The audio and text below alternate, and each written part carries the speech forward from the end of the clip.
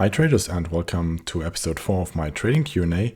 My name is Marco Mayer from algostrats.com and Trading Educators, and I received a couple of questions from you guys during the last 2 weeks. So I decided to come up with another trading Q&A, and so let's go through these questions. So the first question is a follow-up question to last week's video, Keep It Simple But Not Too Simple, where I talked about the pinbar pattern, also known as the hammer or shooting star candlestick pattern, as an example of a pattern that might not have as much predictive value as you might think. And the question I got basically is, he's using pinbars quite successfully so far. His point is that you have to use the pinbars just as a trigger in a certain context setup, so sort of like you have a certain situation on a chart and then you use the pinbar just as a confirmation of the pattern and get in. For example, to signal the end of a correction in a trend. So what do I think of that? Are pinbars really that bad? And my point wasn't at all to say that they're not useful or anything. I just needed some example. But let's say we're exactly in that situation. So we're in some kind of uptrend, and now we get into correction, and now here our pinbar shows up. So that would be the trigger in the setup. The setup would be the correction in an uptrend. And maybe there is something special about pinbars in that context. My advice is go ahead, test it out. So my suggestion would be to look at pinbars in that setup, in that context, compared to non-pinbars, and see if there's any additional edge if it's a pinbar or not. So in other words, maybe your edge so far simply is your setups that you've come up with, and it doesn't matter if there's a pinbar or not.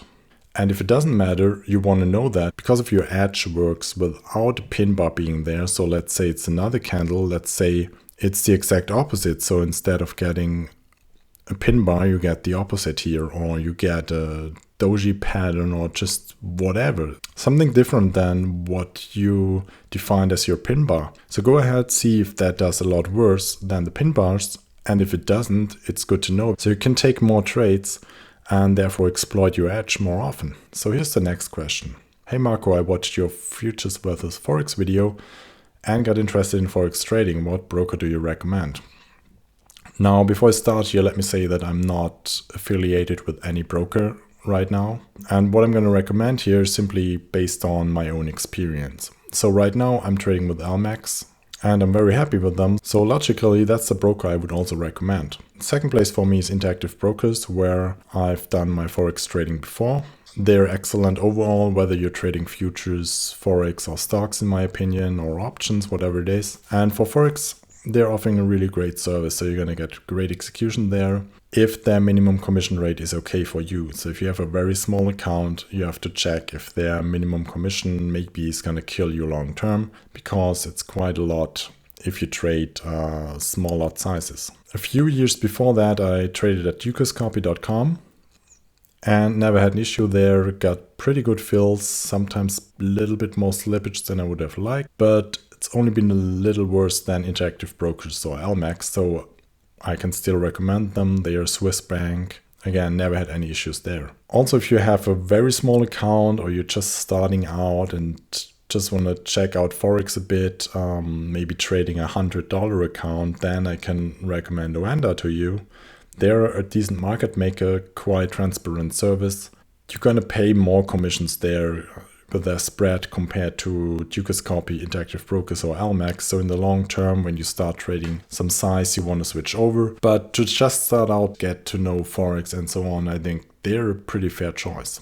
Now, for all of these brokers, one advice I always give is put only as much money there you need for trading. So whatever you need for the positions you got on, use FX leverage the smart way and keep the money you don't need for trading on your bank account and have it ready in case you need it in a drawdown. But overall, don't put all your money in the account if you don't have to. So that's the last question. I've been trying to day trade the stock indices and a few currencies on a 5-minute chart using chart patterns like the law of charts, but failed so far. Can you offer me some advice or system to help? So the problem, in my opinion, if you trade like on a 5-minute chart and you do that a lot during the day, so maybe you do 20 trades a day in the E-mini S&P, which already is sort of like the best case because you're going to get very little slippage there. Still, the trading costs are quite high. So unless you have days where the volatility is at an extreme point, like last Friday's Brexit day, for example,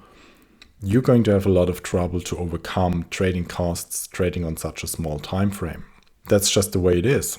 And to be honest, I haven't met anyone yet who successfully traded that way over the long run. And it's also very difficult to come up with systems that work on such a small time frame for the very same reason. Trading costs are proportionally very high, and this is a disadvantage that to overcome is very tough.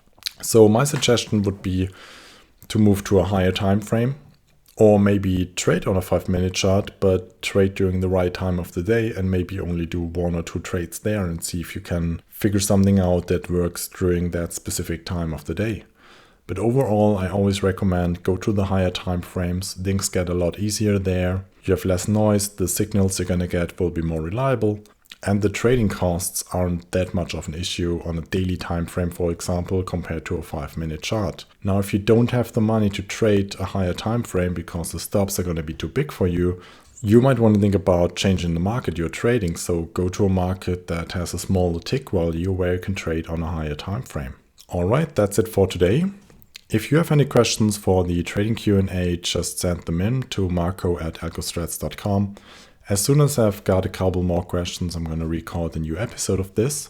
And if you didn't do so, go check out algostrats.com. You can sign up there for a newsletter that will inform you when the free trial starts for Algostrats FX, which is going to happen within the next couple of weeks. Now, initially, I wanted to start right in July, but now with the Brexit going on, I've decided to wait a bit until the markets calm down, because right now the volatility is very high, everything is very news focused, and the correlations between the currency markets are extremely high. So it's basically one big risk on, risk off pattern at the moment. So I've decided to wait a bit until things calm down, I hope within the next 2 weeks, and then start with a trial service, because of course I want to have a good start here and try to not start off into a drawdown.